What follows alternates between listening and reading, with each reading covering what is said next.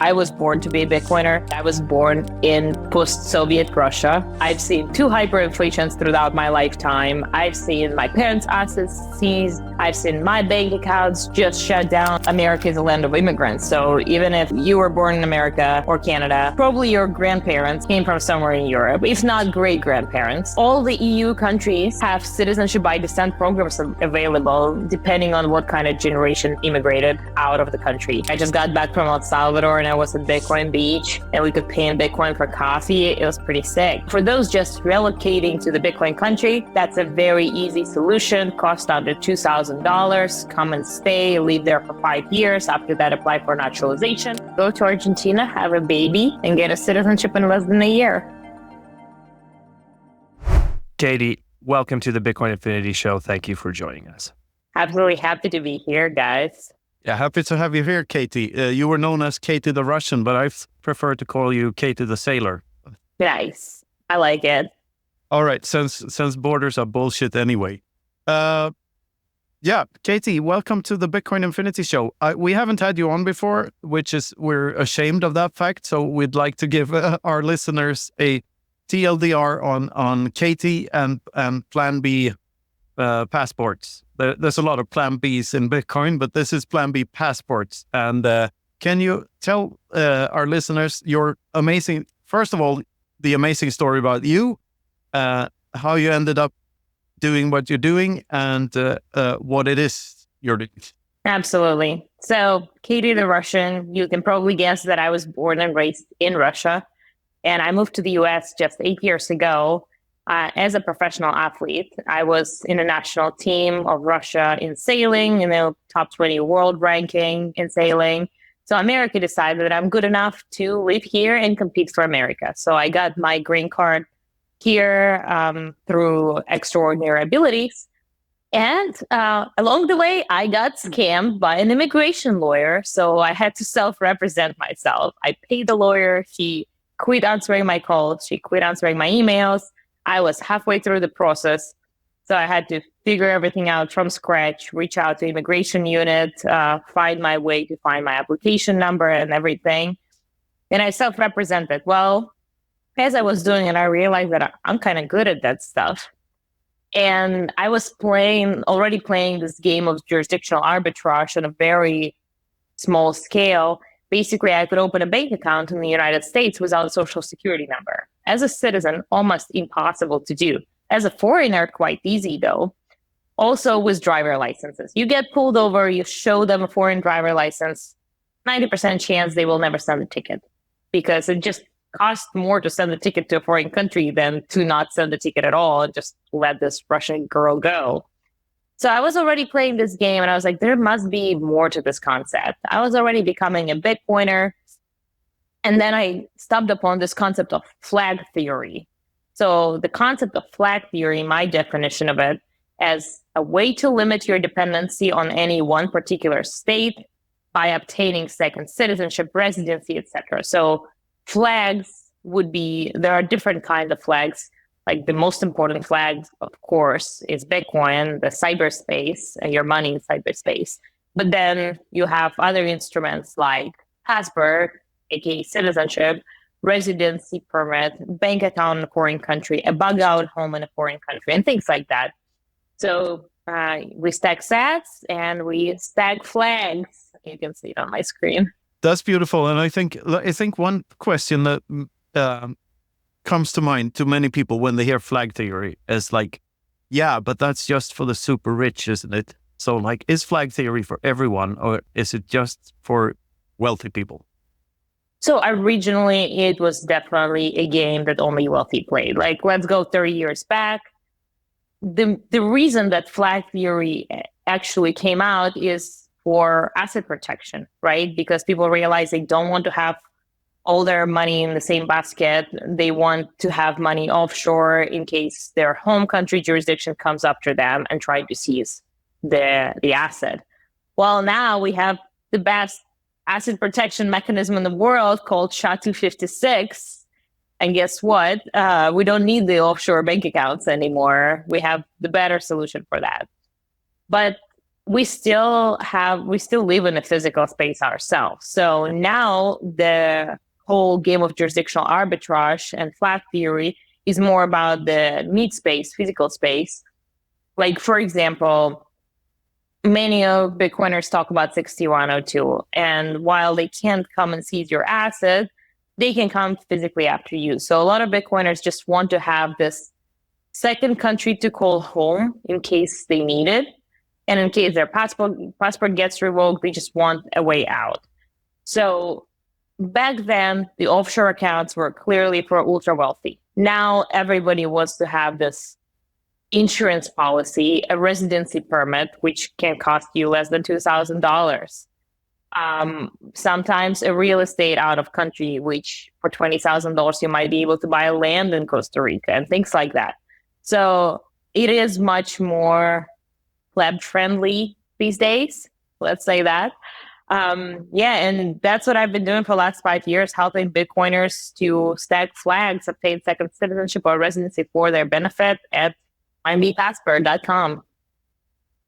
Yeah, the first time I talked to you about this, I believe you options were sort of mostly West Indian islands. Like this was way back. That's maybe like 4 years back or something. So there was like Antigua and Barbuda, I think, and what was the other one? Saint Kitts and Nevis or something. Some Caribbean islands. But, yeah. But there are plenty more options now, right? Yeah, I obviously cater my offerings to Bitcoiners. Like, I see what Bitcoiners want, and I open up those programs for them. Caribbean islands are still the most popular jurisdictions in the world for citizenship by investment programs, simply because they've been around, they're trusted, they're strong passports, very straightforward. Unfortunately, their processing time has been getting bigger and bigger. So it used to be like 5-6 months. Now it's more like 1.5 years. So that's a downside. But you guys definitely read Sovereign Individual. They talk a lot about the Sovereign Individual thesis, where the nation state will start competing for the citizens and the fruits of their labor and their capital by providing the better services at better price, right? So if I have a lot of hopium in this direction, this is what I live and breathe. So I hope more and more countries will get into this free market competition for citizens and capital and fruits of their labor. And once we have like this free market emerge, that's how we have two races, right? The price race to the bottom and the quality race to the top. Just a regular free market behavior. So right now I work with 10 jurisdictions for citizenship by investment programs, and few are coming out, few are shutting down. It's a constant geopolitical battle. Like, EU really doesn't like the citizenship by investment programs, although Malta has one, Portugal has a golden visa through investment, Greece, Italy, like, they don't like that capital and talent has been leaving EU and they want to control it. So far, they're like trying to prevent new programs to come out and old programs to become stricter and more expensive. But that's all they can do. And with EU losing power, I don't think we'll see them shutting anything down in the future. And Malta just won in a UN court that they can, in fact, run this program no problem. So I'm catering to Bitcoiners. It's Caribbean islands of interest right now. Portugal is of interest. Turkey is of interest as well. And now, of course, El Salvador, the Bitcoin country, becoming a large topic in the industry. I mean, a tip to anyone working with this stuff in the EU is a way to not scare away all your talented citizens would be to not aim to be the Soviet Union 2.0. That would be a good start. So, like, stop the bullshit, please. Tell me about it. You mentioned Portugal there, and Portugal's the golden visa there has changed a lot. I think just in the last year here. Like, can you tell us more about that? Yeah, first of all, the price has been changing over the last 5 years, but also the requirements. So originally, you could buy any $500,000 plus real estate anywhere in Portugal, and you would be eligible. Well, then they said, no, you cannot buy real estate in a highly populated areas like Lisbon, let's say. After that, they said, well, you can't actually invest in real estate anymore. You can only invest in a fund. Well, funds started investing in real estate. And they keep thinking that foreigners are the reason that real estate is going up. I don't think it necessarily is. They should ask BlackRock. They should ask all money printers around, and maybe they'll find the reason why all the prices are going up. Anyway, now you have to invest in a fund, and the fund has to invest at least 60% of their full fund into local companies in Portugal. So now it is actually getting interesting, because out of 100% fund, you can invest 40% straight into Bitcoin self-custody. And then 60%, you can invest in a local company that runs the Michael Saylor's playbook, where their whole balance sheet is in Bitcoin and their operational expenses are very low. So now you basically keep your full Bitcoin price exposure while obtaining a golden visa. And then after 7 years, you get your money back, you get the profits back, you pay 10% of the performance fee to the fund, and you have a citizenship at this point. So it's a really nice way to keep your Bitcoin price exposure while also obtaining Portugal citizenship. So it solves the opportunity cost of acquiring citizenship, which is the biggest problem for my clients, right? And I get it. I'm a Bitcoiner maxi too. So I understand that selling Bitcoin in order to buy citizenship hurts, but Portugal could be a good solution for that. Yeah, Portugal is still in the EU, but we have an outermost region of the EU, which is Madeira, and similar.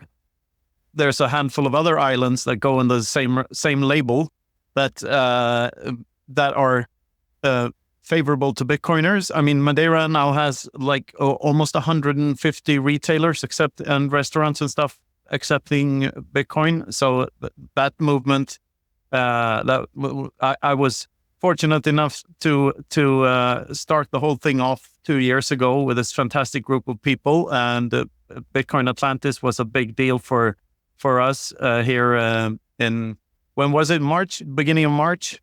And since then, it's just been growing, and it's great to see. And with this golden visa opportunity being more and more, sounding better and better, Madeira sounds better than it did before. Yeah, and I now see a lot of interest towards Portugal. Well, let's see how it all realizes. I'm super into this whole micro Bitcoin economies. Like, I just got back from El Salvador, and I was at Bitcoin Beach, and we could pay in Bitcoin for coffee. It was pretty sick. Just guy selling me local coffee. I'm like, yeah, here's my QR code, send the money. Yeah, and it truly is global, and you can experience that when you travel around. Like I paid for a shave in Buenos Aires 2 weeks ago. Like, can't tell, but I did anyway. No, it's just great to see these small communities growing. Speaking of El Salvador, I'm going there in January. Are you coming too by any chance? I will really try. I've got lots of end of January. There's conference at the beginning of January, though. Is there? Yeah, I'm going to the plan. Plan B is it's the beginning of end of January, I think. Oh, that's nice. Then I might actually be able to come at the end of January. Yeah, I definitely planning a few more trips. I was supposed to go just for 48 hours to scoop some stuff for work. And then I had to extend my trip for another 2 days so I could take a surf lesson and stuff. And it's an easy flight for me. It's 2 hours, 2-hour flight, and I'm there.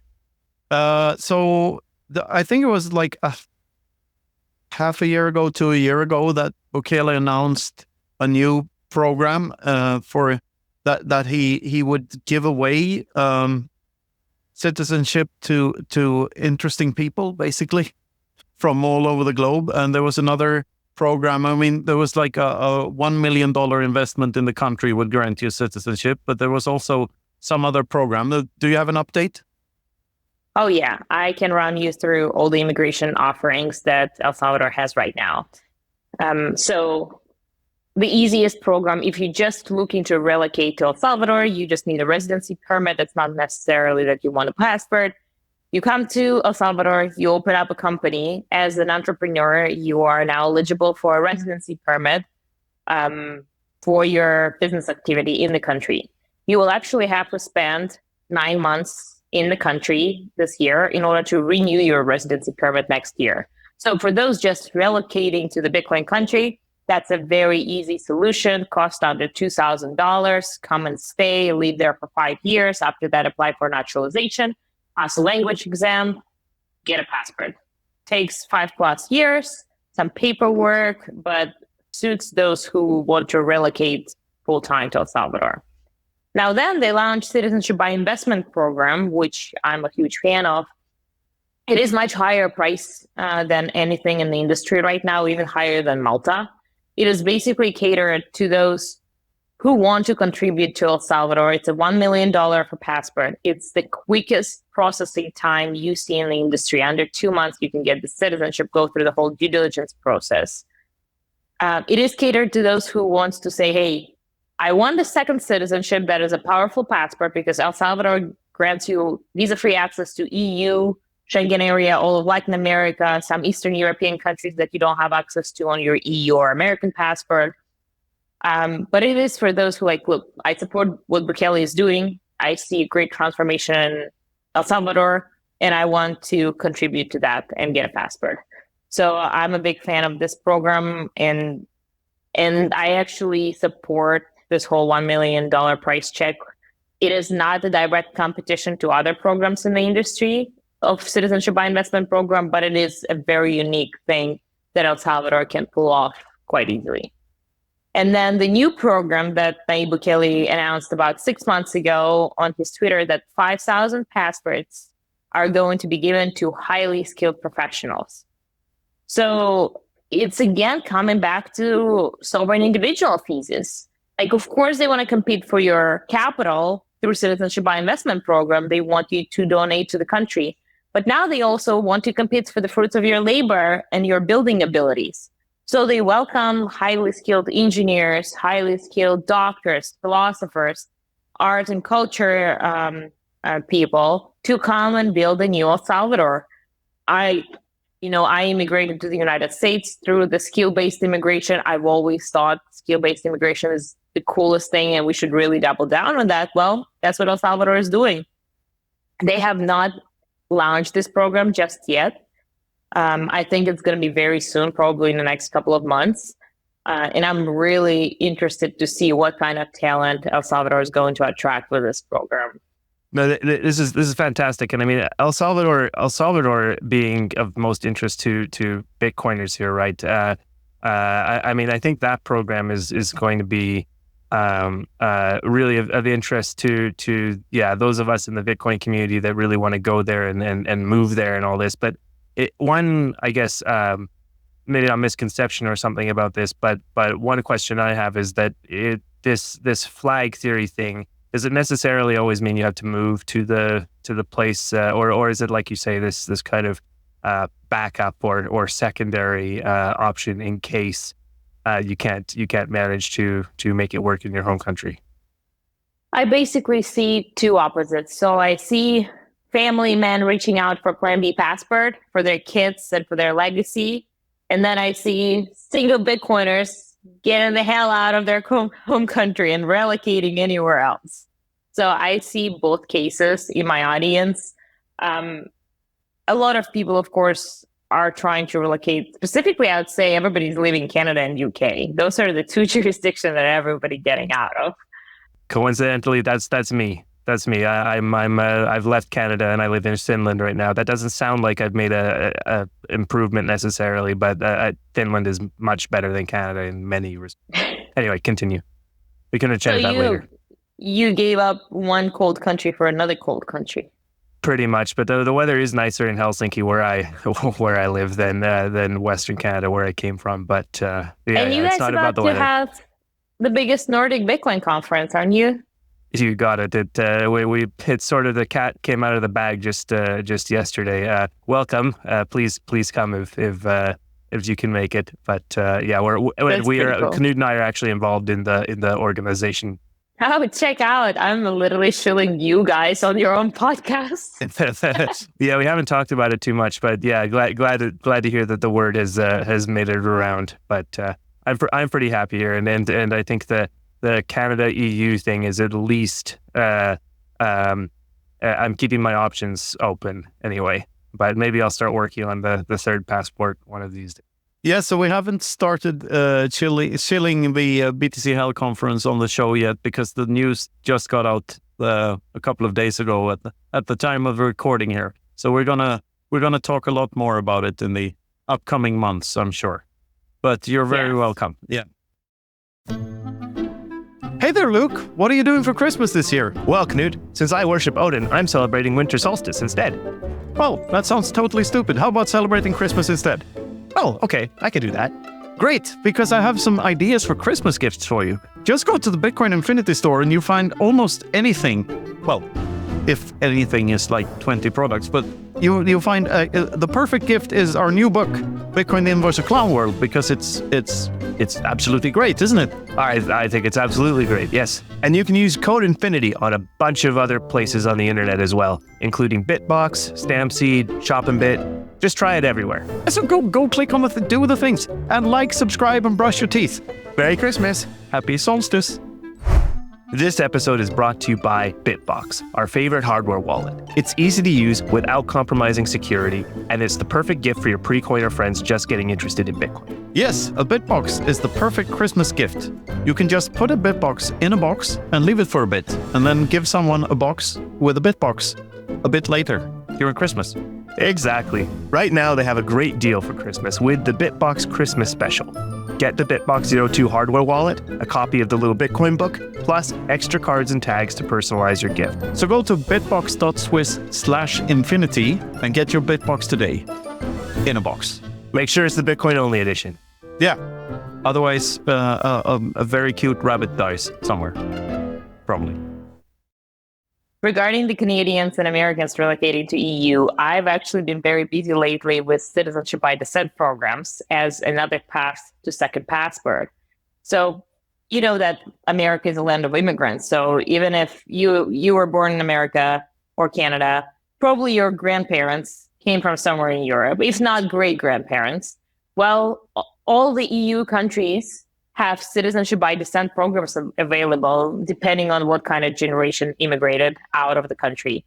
So I've been just talking to all Bitcoiners, realizing that they have like Polish grandparents, Italian grandparents, and that qualifies them for citizenship in the EU. They don't have to visit the country. They don't have to relocate. They can just, for free, get a second citizenship in the EU.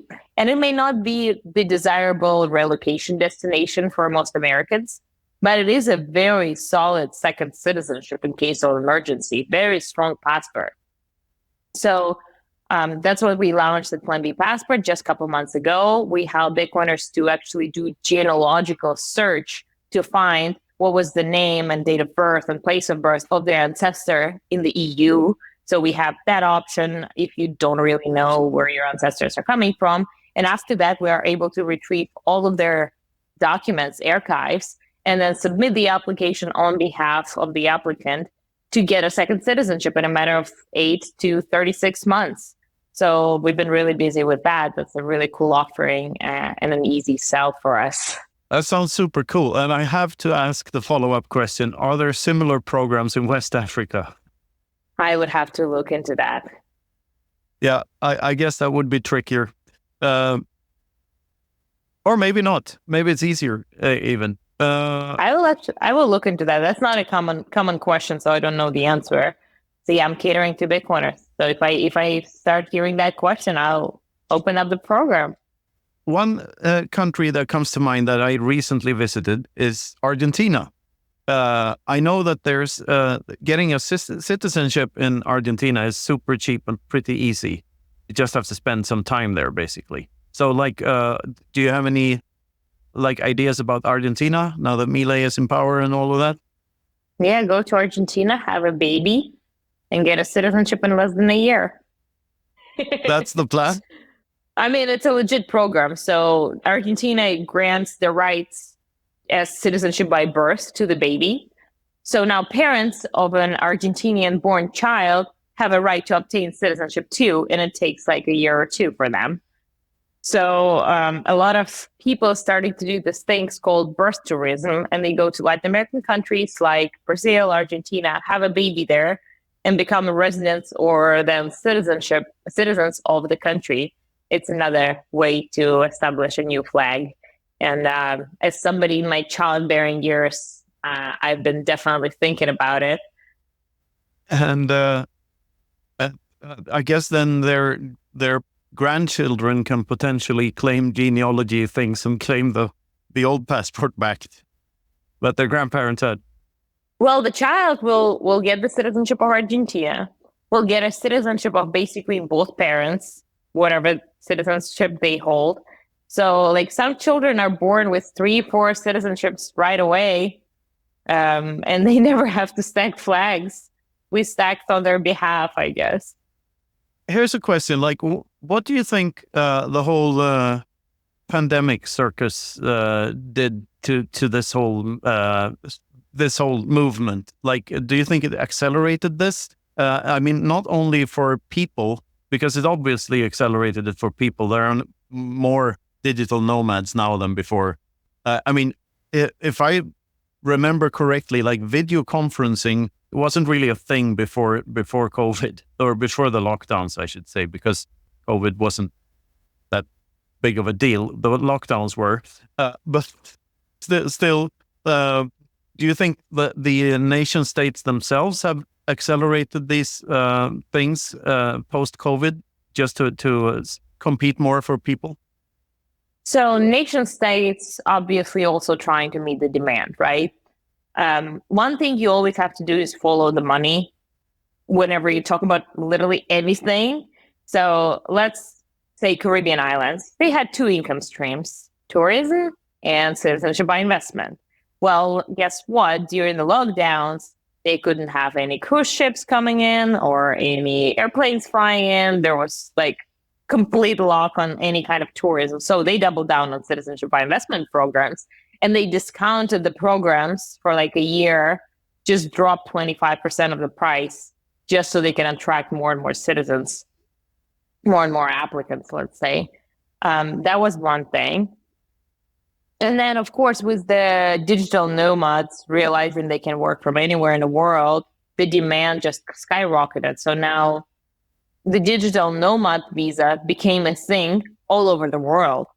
Like 6 years ago, it was an option in a few jurisdictions, mostly in the EU. Now it's everywhere, across Latin America, almost everywhere, in Southeast Asia.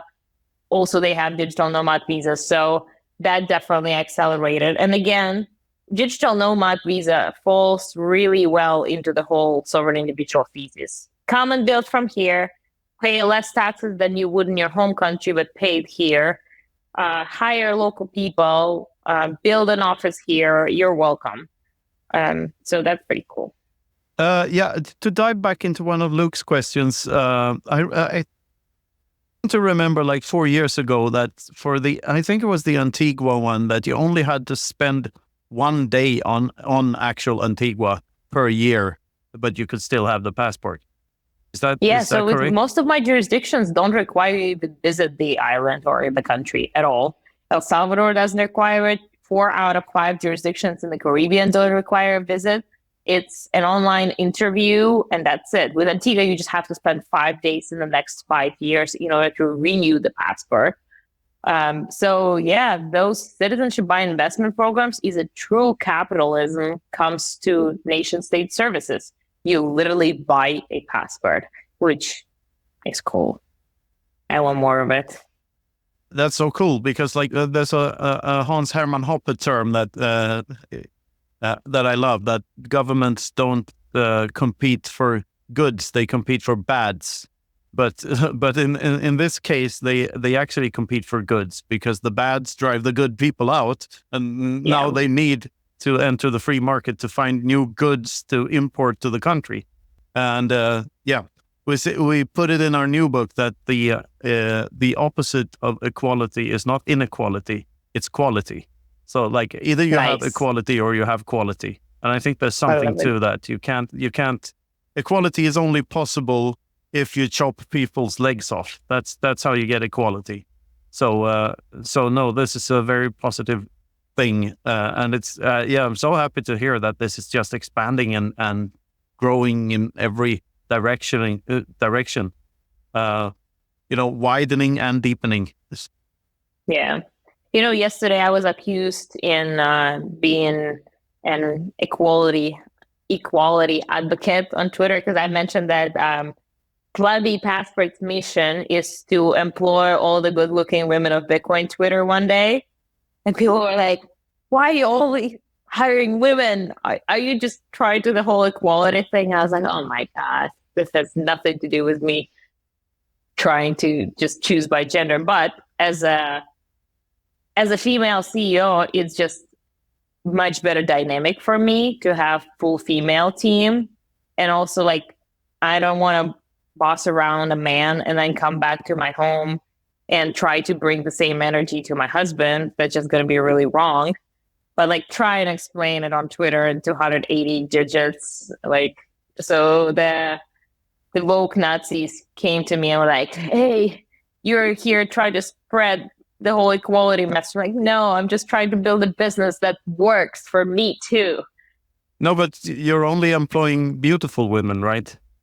Exactly. Duh. Yeah. Fat women are not allowed, so I'm clearly not equality. Oh. No, it's great. Where are we here? Luke, do you have anything else on your mind? No, it's hilarious. Maybe bringing this around on a different direction. We didn't touch much on your Bitcoin, the Bitcoin of it all. Maybe you can tell us a little bit about what got you into Bitcoin, what convinced you about it, and the role that Bitcoin plays in everything you're doing these days. Absolutely. So I was born to be a Bitcoiner, right? I was born in post-Soviet Russia. I've seen 2 hyperinflations throughout my lifetime. I've seen my parents' assets seized.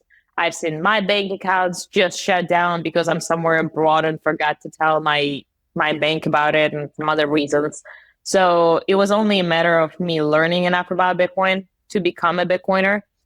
And then I also had the same experience with my passport. As a member of a national team, I would get rejected in EU visas multiple times a year. And I'm coming on a direct invitation from a world championship to come and compete. What is the reason to reject the 16-year-old girl to come and compete for a week, right? Makes zero sense. But it made me realize this piece of paper that I have with a government stamp on it is going to dictate what kind of invisible lines I can or cannot cross anywhere. It makes no sense if you look at it this way. But it made me quite an anarchist when it comes to the whole world movement between borders and jurisdictions. So I wanted to fix it for myself, and now I want to fix it for others too. So I was in the right place at the right time in Miami to become a Bitcoiner. I obviously heard about it, and you know how you have the 3-touch thing until you're fully sold. So one day I met this girl at a English language school, and she's crying, bawling, and I can right away see that she's from Russia. So she had some issues, got kicked out of the host family, has nowhere to stay, has no car to move her suitcase. So I just give her a hand, drop her off at the hotel with her suitcases. Well, she reached out a couple months later and was like, hey, Katie, there's this Bitcoin mining farm that comes to New York for a Bitcoin conference, and they need a translator. Well, let me tell you, at this point, I was learning English for 10 months from scratch. And I was like, of course I will be your translator. I'll be great at it. So I show up in New York at this conference. It was exactly 7 years ago in a couple of days. I just had a Bitcoin anniversary. So I show up at this conference already super curious about quote unquote crypto, trying to figure it all out. Well, this conference was as shitcoinery as it gets. Like looking back, I'm like, how did I get out of it? It's some magic. But one guy from the conference, I was like, dude, how do I figure it all out? Like, what do I learn? Where do I go? And he says, go read Mastering Bitcoin by Antonopoulos, which was at the time the only Bitcoin book, literally. So I get the book. I spend nights and nights not only trying to figure out the English issue of that because it was in English and I barely spoke it, but also it was quite technical. Now it's no problem, but back then with zero knowledge on Bitcoin, like Alice Bob, what's going on, guys? But yeah, I was at the right time, the right place, and then I was still like reading every white paper there is on every shitcoin there is. Comes out like 10 a day. It's 2017. But yeah, I got on Twitter and got cleaned up by the Bitcoin Moxies.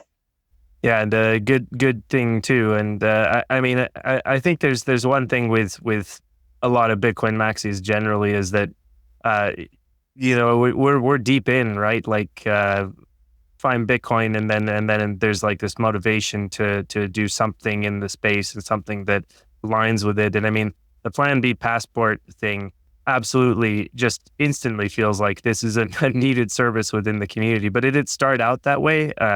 Did it start out with Bitcoin as a part of the focus? Can you tell us about that? It started with Bitcoin Twitter. So I was already like really crazy flag theory enthusiast advocate. Like I was just screaming to all the Bitcoiners that you all need a second passport. You all need to maxing on your flags. And like they kept asking me questions and I kept being able to answer because I was so deep down this rabbit hole. So then I realized, wait a second, I have the expertise, I have the audience, and I have no product to give to them. And so at first I was sending them to other companies, which I didn't feel comfortable with because I thought that the service they were providing did not answer my quality requirements. So then I just had to get over my whatever syndrome that I didn't feel comfortable providing service myself. And just opened up Plan B Passport. Took me a while to feel comfortable and being able to actually offer the service. But that's how it all started. And now it's 7 girls. We're all over the world in different continents, 5 different jurisdictions. And we take care of Bitcoiners' flag needs. This episode is brought to you by Stampseed, the perfect metal backup solution to securely store your recovery words. Their titanium seed plates are stress tested and are resistant to fire, corrosion, crushing, and other unexpected events. Even in the case of a disaster, your recovery words will still be visible. Yeah, so don't buy any of those stupid other seeds that you can plant in the ground and grow trees with. Get a stamp seed instead, and when you order it, they will put it in a box and put a stamp on the box and send it over to you. So it's great. Go to stampseed.com right now. Exactly. We partnered with them to make the Everything Divided by 21 Million titanium seed plate and use code Infinity at checkout for 15% off your order. Yeah, don't stamp other seeds. Stamp seed words. This episode is brought to you by the Bitcoin Advisor, the best team in the industry to help you safeguard your Bitcoin with collaborative self-custody. And where is Bitcoin Advisor located, Luke? Everywhere. Yeah, but they're based somewhere, aren't they? Well, we're all based somewhere, aren't we? Yeah, and we're based. We're super based. And so are the Bitcoin Advisor. But I think you're getting at that they are originally from Australia. Yeah, I might have been getting at that. Yes, you're right. So they might be able to help you, advise you about kangaroo taming or... This is a stupid ad, Luke. So visit thebitcoinadvisor.com and book a consultation with the best Bitcoin advisors in the business. Yes, bingo. Yeah, it's awesome, and I think the match, the what is it called, product market fit or the market product fit. We were talking to Obi about this. He was adamant that it wasn't about product market fit. It was about market product fit, like the reverse. I think I'm getting that here, that it's really that you matched it to the needs of the Bitcoin community, or sort of this unique thing, this digital nomads on steroids, something like this for all of the reasons But the geopolitical side of it, the geopolitical role of Bitcoin is a really interesting intersection here because you've got experience. I think the exact perfect one. Russia is the country that is becoming internationally demonized in the last few years with the war in Ukraine, and the entire Western world has basically blocked Russia off. And so, this is I think a fear of many in the Bitcoin community that Bitcoin is going to get blocked off in their home country, and then have to use this, right? So what do you see taking personal experience into this, or not, however you like, but what do you see the likelihood of people needing to use this stuff? Well, full node is our nation, of course. But we already see some jurisdiction being friendlier than others when it comes to Bitcoin. Again, you don't need to protect your Bitcoin from anybody else. You need to protect yourself from the nation state, right? Like, for example, Roger Ver, who actually played the game of jurisdictional arbitrage, stepped into the wrong land, and he's currently in custody. And of course, we're not the biggest fan of the Bcash guy, but he renounced his U.S. citizenship at least 7 years ago, probably 8. And he, according to the news, what he's done. When he renounced, you're supposed to declare all your assets and pay 40% exit tax in the U.S. So he underdeclared some of his Bitcoin, not a lot actually. Apparently, just a few. So he underdeclared it. They somehow figured it out. They got him in Spain, and now he's in custody. He is supposed to be extradited to the U.S. I don't know if it's going to happen, but it is set to see.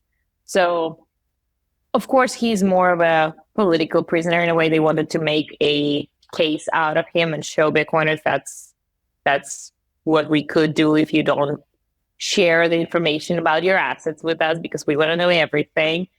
But yeah, you should be in the right places that will protect you physically and your family. That's why having this insurance policy, being able to leave the country in case the 6102 starts on Bitcoin, things like that. That's why the whole bug out home and Plan B passport, hence the name of the company. You're not necessarily trying to relocate. You're looking for a Plan B in case shit hits the fan. Yeah, this is just a perfect time for a rant about libertarianism. As much as I dislike Roger, because Roger is a lying shitcoiner, and he tried to promote his shitcoin as Bitcoin, confusing people all over the world, and did a lot of bad things. But that's not a crime. And he never forced anyone to buy Bitcoin Cash. If you were dumb enough to do that, that's on you. And I truly believe people should be able to sell shit if they want to. And this is a know your enemy situation. The real enemy here is the people that put him away for a victimless crime, which is not declaring your 12 words to some institution that wants to steal your money. That's not a crime. That's your responsibility to not give them your 12 words. I'm so, hashtag free Roger. Yes, I'm totally on that side here. Even though I disagree with almost everything Roger says, because it's for a guy that has read so much Austrian economics and libertarian literature, he got some stuff really backwards. So, but still, free Roger. Free Roger, for sure. I'm on the same team. Yeah, nobody actually talking about it on Twitter. Yeah, maybe we should talk about it more on Twitter, because people don't even know he's in custody. People do talk. There's a hashtag, free Roger hashtag, so people are talking about it. I saw a post about it today, but yeah, maybe it's not that big because people don't like Roger, but it is it's a scary thing, and just that he could be. It's very similar to the Julian Assange thing, actually. I think getting caught in another country for basically information crime. And that's something that when you build your flag theory strategy, you should consider what are the extradition laws at certain jurisdictions. What is the extradition laws in Turkey? And that's why Turkey's been interesting, because Turkey is not in EU. Turkey is not in bed with Western world. Turkey has this like layer of cultural, religious protection from the West right now. So that's why a lot of Bitcoiners are like, yeah, Turkey is not a strong passport, but it is on the other side of geopolitical spectrum. So it is a good hedge. And that's something you definitely should consider when building your flag theory toolkit. Yeah, tell us more about Turkey then. What's the deal there? You buy you buy real estate, $400,000 plus. On this basis, you obtain citizenship. You have to hold real estate for 3 years. After that, do whatever you want. You can actually buy real estate with Bitcoin. Sounds appealing, and I mean, I've seen tweets of yours talking about the Bitcoin price strengthening and the price per Bitcoin for some of these passports, and with number go up, the price is only going to go lower and lower. And I like also when you break down how much it is to bring your whole family, because obviously that's important for Bitcoiners as well. And you've also been quite public that you've been building a family and growing a family in this whole time. Has that changed your outlook in your everything? Yeah, everything. Please tell us about that. Definitely changed my outlook on everything. I have 2 boys so far, 8 months old and 2.5 years old. Of course, it changed my perspective on everything. But now more than ever, I realize the strategy of building my flag theory must include my ability to relocate with children. So picking the jurisdiction has become a strategy around my lifestyle for my kids. But now also like some programs are more family friendly. Some programs I can't include my spouse or he can't include me and things like that. So this is what we do for our clients, right? They come with their goals and needs, and I break them down with like, okay, what kind of lifestyle do you desire? What's the budget? How many family members do you want to include? Do you want to include your parents, your spouse parents? You have 7 kids together. Okay, how do we include all them? What's going to change the price and things like that? But yeah, all these come into consideration. That's why I constantly say, like, flag theory is a security model. When you build your security model for Bitcoin, you consider your potential attack vectors, right?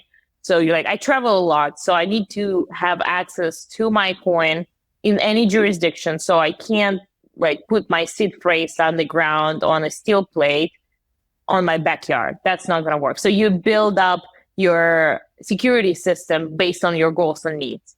Same goes for flag theory. You have to customize it based on all the facts that are at play.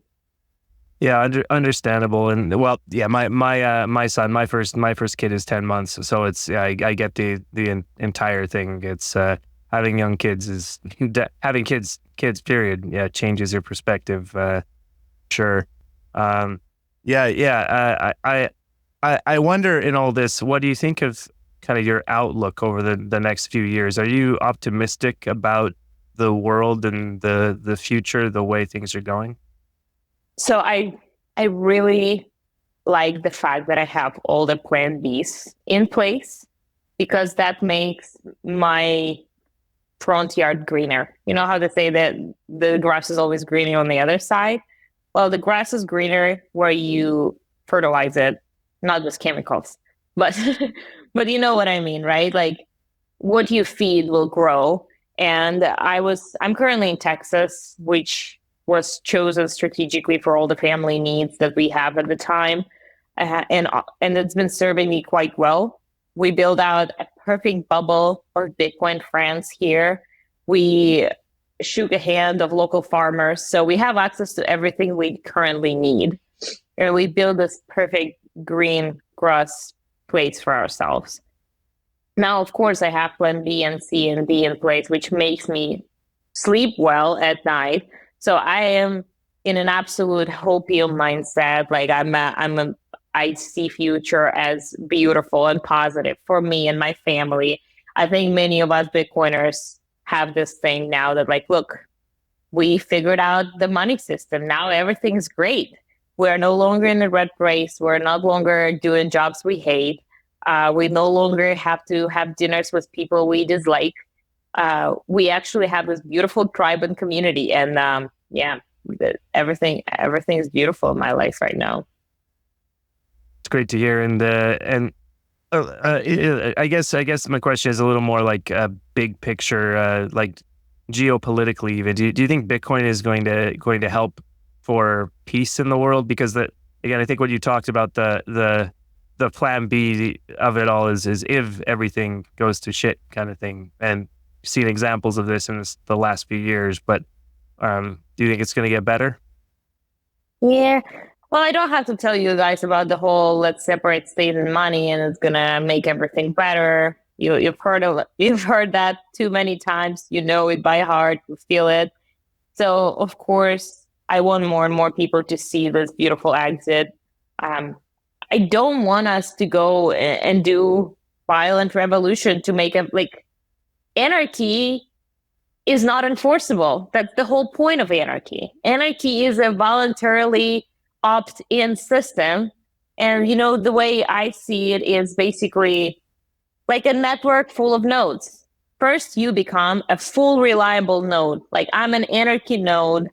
I don't exercise violence against people unless they exercise violence towards me.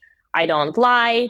I don't mislead people and all these things, right? Like I'm a true anarchy node. Well, now I go ahead and I find people who run the same code, right? So I start connecting with other anarchy nodes, and that's the only way the network spreads out, just like Bitcoin network. So you can't force other people to run your node, to run the same anarchy node. That's why Bitcoiners seems to really enjoy coming to conferences together, because that's how you expand the network. And that's why you see Bitcoiners really choosing places and just moving in all together and just starting a local community, because we found our nodes, we found the tribe. So I feel like there were a lot of catalysts lately that help people see that the previous system sucks. COVID was one of them. There were a lot of good things that came out of COVID somehow. And now you just really must see through this, like in America specifically, through this red and blue glasses and realize that this is such a showbiz and 51% attack always happens. But in reality, you choosing between two evil and like who is your neighbor affects your life way more than who is in the fucking White House. So once you realize that, you're like, wait, I can just build the life I love. And that's kind of beautiful. So the more people wake up to that and see through bullshit, the better the outcome is going to be.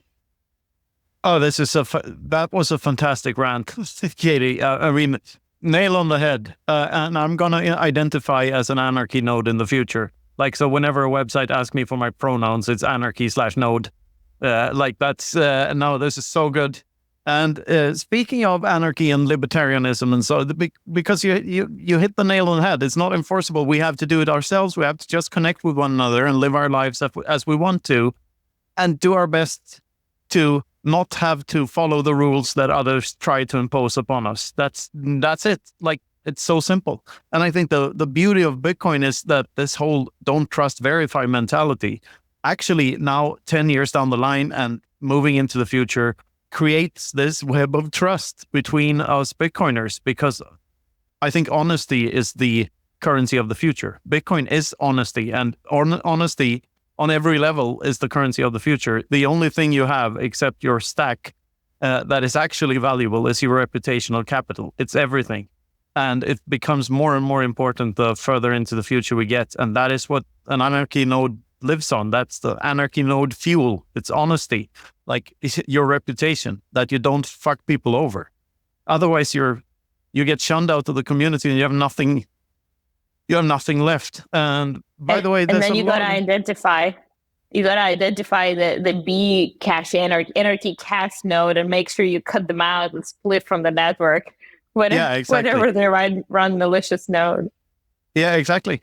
By the way, speaking of libertarianism, I think we bumped into one another around 2 years ago in Prague at the Liberty in a Lifetime conference, the Free Cities movement thing. Do you have any touch points there? Are you still involved with that somehow? Well, I've been constantly pregnant and having babies, so I can't travel much for conferences. I But meant more on a like online level, maybe. no, I haven't. I have not been really in touch with them. Like with some individuals, of course, but not professionally. I haven't been keeping my eye on what's going on there. Um, yeah, I know Acapulco is also still running, and they had some conferences in Europe. Yeah, I don't know what's going on there. Yeah. Anyway, we yeah, I missed that conference this year too. So I was just sort of just curious if you know had any news or anything on that front. But that's a great movement too. If you don't know about it, check out the Free Cities thing. They're trying to build actual anarchistic communities within natural borders. It's very interesting, and there's a whole bunch of interesting projects around the world. I can proudly say that we mentioned Plan B, Plan B passports. I don't think we mentioned you by name, but we mentioned the service in our new book, the Inverse of Clown World. So there's a whole section in one chapter about flag theory and like stuff you can do to emancipate yourselves from your statism shackles, and all sorts of stuff. And it's been great having you on the show. Is there anything you'd like to add before we wrap this thing up? Any points we haven't touched? Well, reach out to me. Let's see if you have ancestors from Europe to start your journey. Become a true anarchy node and connect with all of us. That's the message. I am at Plan B Passport on Twitter. PlanBPassport.com is our website where you can submit your application to request any information about any flag in the world. That's probably the best I can do. Yeah, and if you're a woman, I mean a beautiful woman, you can also apply for a job, I guess. That's right. Perfect. Discriminatory hiring practices fully approved. Yes. Yes, absolutely. So, yes, free speech. Katie, this has been excellent. Great to have you here, and keep doing what you're doing. This is a fantastic service. I'll need number to go up a little bit further before I can take advantage of it one day, but we'll see if that's in my future. Yeah, thank you again. And anywhere else you'd like to direct people to? I don't know if anything else to direct people to. No, I'll send you guys the link. You can include them, whatever you feel like. Perfect. Yeah, thank you. Honored to be here. Had fun. Likewise. You're a great ranter. You should do it more. Thanks again. Thank you, guys. This has been the Bitcoin Infinity Show. Thank you for listening, and thank you again, Katie.